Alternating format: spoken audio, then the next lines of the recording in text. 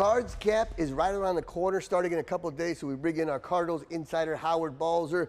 Howard, it seems like there's a different vibe this year for the Arizona Cardinals. I think it's a very positive one, and you can just feel it with the players, and now in the second season with Jonathan Gannon as head coach. And I think it's kind of weird because you hear a lot of guys looking forward to training camp, which is not normally something you hear from players. But they have a lot of enthusiasm and are very optimistic about being an improved team this season. And speaking of enthusiasm, one guy that seems to be very enthusiastic is Kyler Murray. What a difference a year makes for him. He's healthy.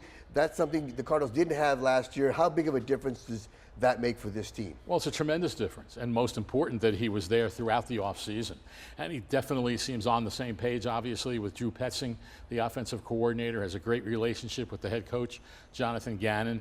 And you hear a lot of his teammates say it repeatedly. First one in the building, last one to leave. So he really feels invested in this team, and he likes the things they've done with the team to help make them better with players around him. Yeah, and it seems like it's not just going to be on Kyler Murray to save the day week in and week out, because they're going to have a ground game. They're going to want to ground and pound, it seems like, with Trey Benson and James Conner, a nice 1-2 punch, thunder and lightning, so to speak. No doubt. We saw what Conner was able to do with, well, we've always seen what he's been able to do, but certainly at the end of last season, we saw that, and we saw how Trey McBride improved at the end of the season. Now you add Marvin Harrison Jr.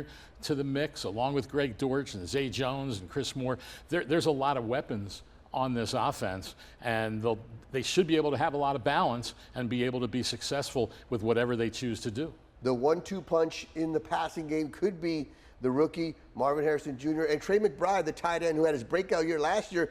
The middle of the field's going to be wide open now if everybody's worried about Marvin Harrison, correct? It should be. Yeah. I mean, it should be, and that will give Kyler Murray options to go in a lot of different places. And a lot of times in the NFL is you can't cover everybody. And so you just have to make the right decision on where to go with the ball. And we also know, we haven't even mentioned Kyler Murray's legs when he has to, design runs, whether it's scrambling, whatever it might be. And now I'm sure he feels a lot more comfortable doing some of those things than he did at the end of last year when he was coming back from the ACL injury. Offense wins games, defense wins championships. That D-line is going to be much improved for the Arizona Cardinals, and that's probably the department that needed the most improvement. Well, no question about it. We saw at the end of the season how many guys were playing in the final game that weren't even on the team in training camp.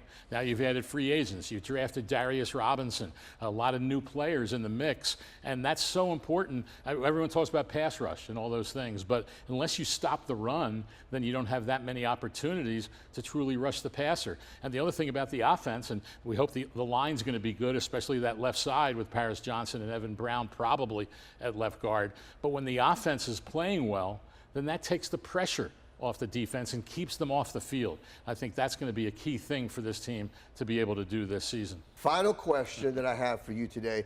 Is it your birthday today? It is. It is. Happy birthday. Oh, my goodness. Happy birthday. You get the swag chain. Here's your birthday brownie from Rudy's Barbecue.